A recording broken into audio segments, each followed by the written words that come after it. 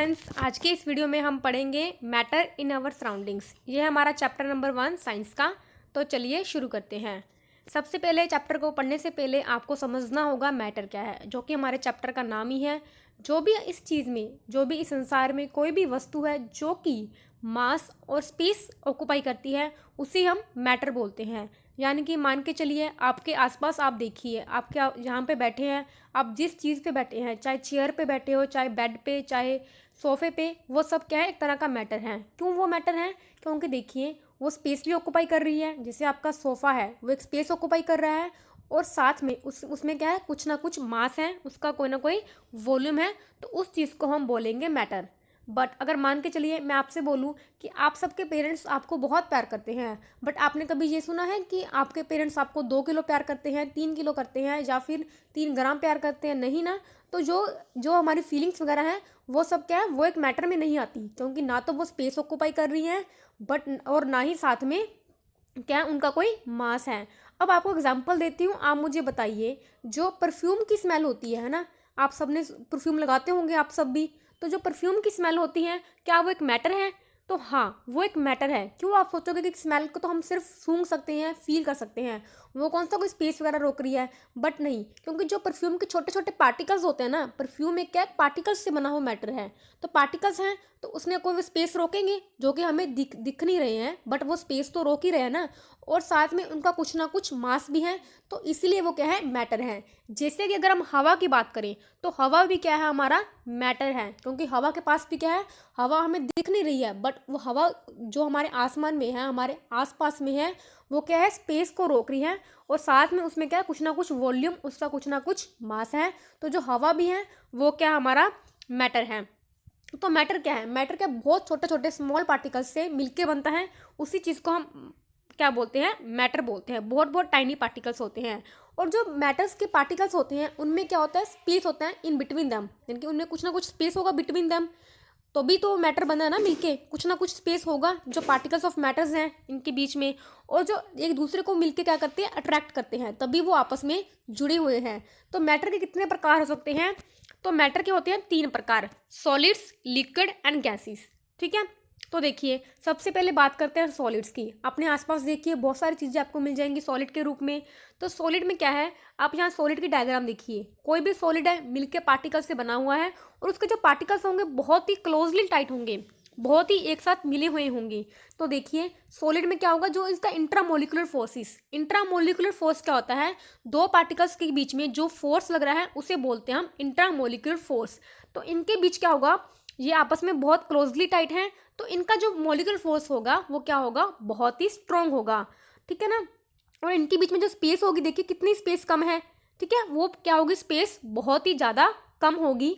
इनका एक definite shape होगा। डेफिनेट शेप का मतलब, आपने आसपास देखिए, चेयर देखिए, चेयर की क्या एक डेफिनेट शेप है। ऐसे तो है नहीं कि आप हाथ में चेयर लगाओगे और ऐसे मोड़ोगे तो चेयर मुड़ जाएगी, नहीं मुड़ेगी ना। आपको बहुत ज़्यादा जोर लगाना पड़ेगा अगर आप चेयर की शेप को चेंज करना चाहते हो। और उनका वॉल्यूम भी डेफिनेट होगा। अगर आपने कुछ चीज़ लिया है तो उसका डेफिनेट वॉल्यूम तो होगा ही होगा ना।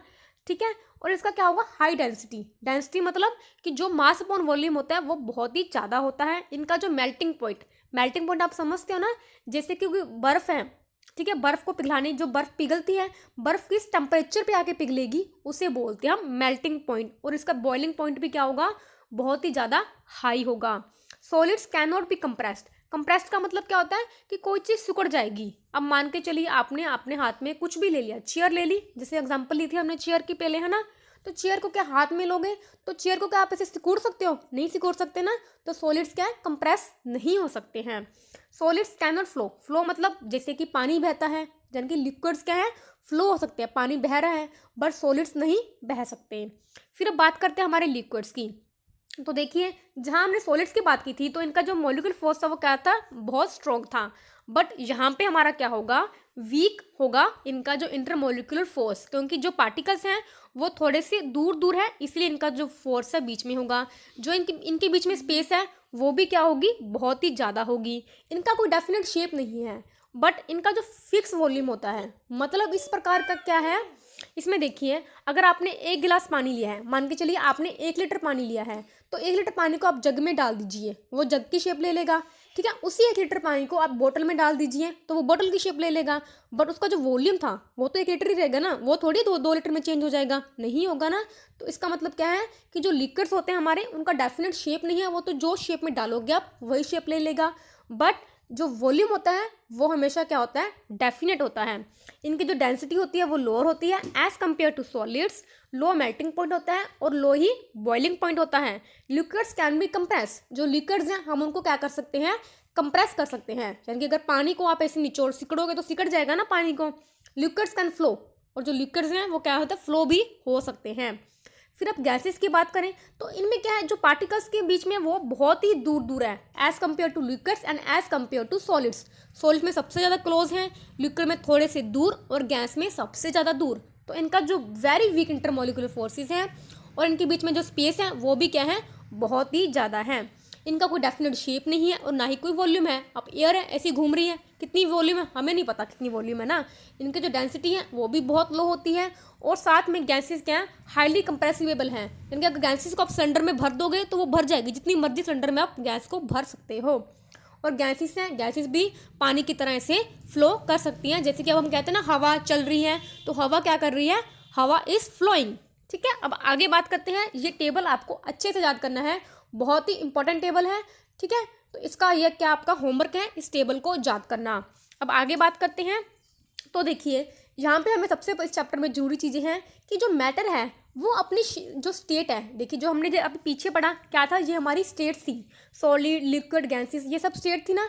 ये क्या है, स्टेट क्या है, चेंज कर सकता है, यानी कि सॉलिड से लिक्विड चेंज हो सकता है, लिक्विड्स में गैस, या फिर वाइसा वर्सा। वाइसा वर्सा मतलब लिक्विड से सॉलिड या फिर गैस से लिक्विड में चेंज हो सकता है।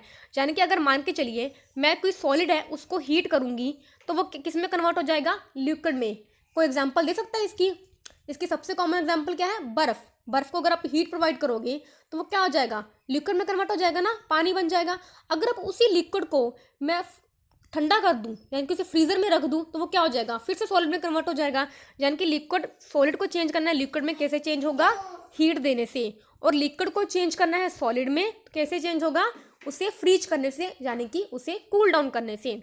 वैसा वर्सा लिक्विड है, लिक्विड को अगर मैं हीट कर रही हूँ तो वो गैस में कन्वर्ट हो जाएगा। इसकी एग्जांपल सोचिए, जब आप पानी को बॉईल करते हैं, जब पानी का बॉइलिंग पॉइंट 100 डिग्री सेल्सियस के ऊपर चला जाता है तो आपने देखा होगा ना, जो लिक्विड, जो आपका पानी होता है वो हवा में ऐसे वेपोरेट होना शुरू हो जाता है। अब मान के चलिए आप देखिए धूप में कपड़े सुखाते हो, सब सुखाते हो ना, अगर गीले कपड़े आप धूप में डाल दोगे तो उनका जो पानी होगा ना वो चला जाएगा, कपड़े सूख जाता है ना आपके, वो पानी कहाँ जाता है, वो पानी किस में कन्वर्ट हो जाता है, गैस में कन्वर्ट हो जाता है, जिसे कि हम बोलते हैं वाटर वेपर्स। वो पानी किस में कन्वर्ट हो गया, वाटर वेपर्स में। हमने क्या किया, लिक्विड को क्या किया, हीट किया, गर्मी में किया। ऐसे अब ठंड में देखो, ठंड में कपड़े सूखने में टाइम लगता है, क्यों, क्योंकि उसमें हीट कम जा रही है। जितनी ज़्यादा हीट जाएगी कपड़े हमारे उतनी जल्दी ही सूख जाएंगे। अगर आप पानी का जहाँ गिलास अपने आसपास पानी गिरा हुआ है तो कुछ देर में वो गर्मी में सूख जाता है। क्यों सूखता है, क्योंकि इसमें क्या है, थोड़ी सी हीट हम दे रहे हैं, जो इन्वायरमेंट में हीट है वो उसमें जा रही है। और अगर आप गैस को कूल कर दोगे तो वो किस में कन्वर्ट चेंज हो जाएगा, हमारा लिक्विड में चेंज हो जाएगा। हम बात कर रहे थे, आगे की बात करते हैं। अगर हम सॉलिड्स में, सॉलिड को, लिक्विड को, गैस को अगर हम टेम्परेचर में दें, यानी कि उसमें हीट प्रोवाइड करें, तो उसमें क्या चेंजेस होंगे, मैं आपको पीछे बता के हटी हूँ। अगर आप सॉलिड में हीट दोगे तो वो लिक्विड में कन्वर्ट हो जाएगा। लिक्विड को आप आगे फर्दर हीट करोगे तो वो किस में कन्वर्ट हो जाता है, गैस में। ये होता क्यों है, तो देखिए जब हम हीट को इंक्रीज़ करते हैं तो जो पार्टिकल्स होते हैं किसी चीज़ के, वो क्या कर लेते हैं, उनमें एनर्जी आ जाती है और वो क्या करते हैं, आपस में क्या करने लगता है, वाइब्रेट करने लग जाते हैं। और उनकी जो काइनेटिक एनर्जी होती है, काइनेटिक एनर्जी क्या होती है, जो मोशन से आती है एनर्जी, जो हम देखिए पार्टिकल्स मूव कर रहे हैं ना आपस में आसपास, जब हम उसे हीट प्रोवाइड करते हैं तो उससे क्या होता है, उनकी काइनेटिक एनर्जी बढ़ जाती है। और जो पार्टिकल्स होते हैं, जो उनका फोर्स ऑफ अट्रैक्शन होता है, मैंने आपको समझाया था ना, फोर्स ऑफ अट्रैक्शन क्या होता है, ये वाला फोर्स जो उनके बीच में यहाँ पे फोर्स है ना, वो क्या होता है, कम होना शुरू हो जाता है और उनकी जो स्टेट होती है वो क्या होती है, चेंज हो जाती है, तो एक न्यू स्टेट आ जाती है। अब आगे बात करते हैं मेल्टिंग पॉइंट की। मेल्टिंग पॉइंट मैंने आपको पहले बताया था क्या था, कि एक ऐसा टेम्परेचर जिसमें क्या है, सॉलिड है, मेल्ट हो जाता है to become a liquid at the atmospheric pressure is called its melting point. जैसे हाई आइस है तो आइस को कन्वर्ट करने के लिए लिक्विड में एक आपको मेल्टिंग पॉइंट चाहिए ना, तो उसे बोलते हैं हम मेल्टिंग पॉइंट। आगे बढ़ते हैं बॉइलिंग पॉइंट के बारे में। बॉइलिंग पॉइंट समझते हो ना आप, जैसे वाटर को बॉईल करते हैं तो वाटर कब उबलना शुरू होता है, 100 डिग्री सेल्सियस पे। तो कोई भी लिक्विड, जो लिक्विड होता है ना, कोई भी लिक्विड है, मान के चलिए कोई अल्कोहल है, शराब है, वो भी क्या लिक्विड की कैटेगरी में आती है ना, तो सबका बॉइलिंग पॉइंट क्या होता है, अलग अलग होता है। तो बॉइलिंग पॉइंट किसको बोलते हैं, एक ऐसा लिक्विड का टेम्परेचर जिसमें क्या है, जो हमारा लिक्विड है ना वो बॉइलिंग होना शुरू हो जाए, तो उसे बोलते हैं हम बॉइलिंग पॉइंट। ठीक है, आगे बात करते हैं हम लेटेंट हीट ऑफ फ्यूजन।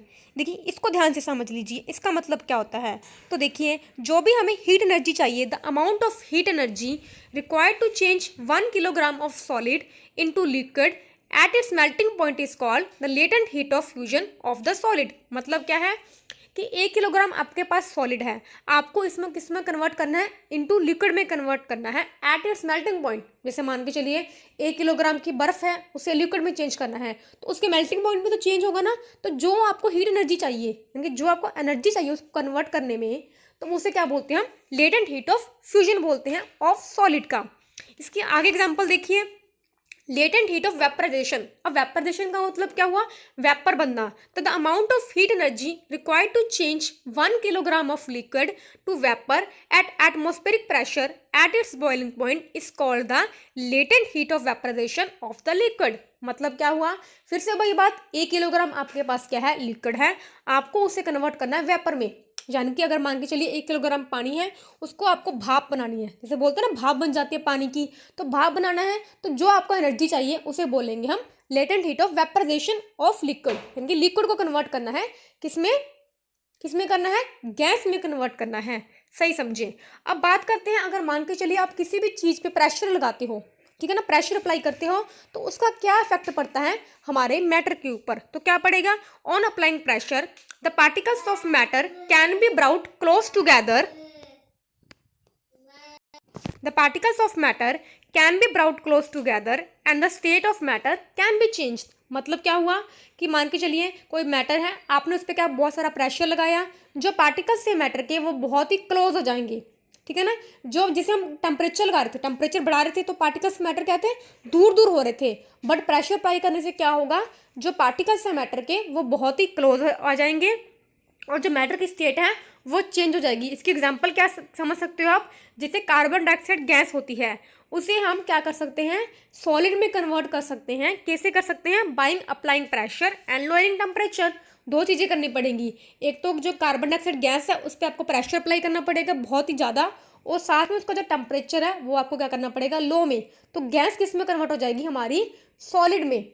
जो कार्बन डाइऑक्साइड होती है ना, उसका जो सॉलिड फॉर्म होता है उसे बोलते हैं ड्राई आइस बोलते हैं, ठीक है, ड्राई आइस होती है जो ड्राई आइस में कन्वर्ट हो जाती है। तो ये भी आपसे पूछ सकते हैं कि जो कार्बन डाइऑक्साइड की सॉलिड फॉर्म होती है ना, उसे हम क्या बोलते हैं, तो आपको याद रखना है ड्राई आइस। आगे बात करते हैं, तो देखिए जो कुछ क्वेश्चंस हैं जो मैं आपको करवा रही हूँ, तो आपको सिर्फ एक बार ये क्वेश्चन करने हैं, फिर मैं बाद में जो क्वेश्चंस बच जाएंगे वो आपको करवा दिए जाएंगे। तो देखिए आपको जो टेम्परेचर है सेल्सियस स्केल में कन्वर्ट करने हैं, आपको कैल्विन में दे रखे हैं। के का मतलब होता है कैल्विन और सी का मतलब होता है सेल्सियस। तो देखिए आपको पहले ये चीज़ याद रखनी है कि जो 0 डिग्री सेल्सियस पे होता है ना, अगर 0 डिग्री सेल्सियस टेम्परेचर है वो किसके बराबर है, 273 कैल्विन के बराबर है। तो आपको 300 के कैल्विन को टेम्परेचर को चेंज करना है, कुछ नहीं करना है, क्या करना है, 300 कैल्विन में से 273 कैल्विन माइनस कर देने हैं, तो आपको क्या निकल आएगा, आपका जो डिग्री में, सेल्सियस डिग्री में ये आ जाएगा। तो देखिए ये आ गया ना हमारा फर्स्ट क्वेश्चन का आंसर।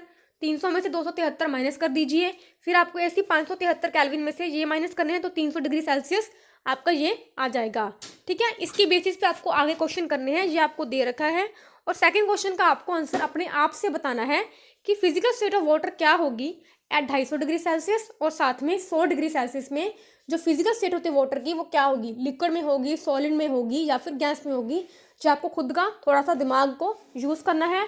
तो आशा करती हूँ वीडियो अच्छी लगी होगी। जो भी आपको होमवर्क बताया गया इस वीडियो में वो आपको करके आना है अपनी कॉपी में, एक अलग सी कॉपी लगा लीजिए साइंस की, उसमें आपको सारा काम करना है। जो भी करवाया जाएगा वीकेंड्स पे आपका काम सारा चेक किया जाएगा। तो थैंक यू फॉर वॉचिंग।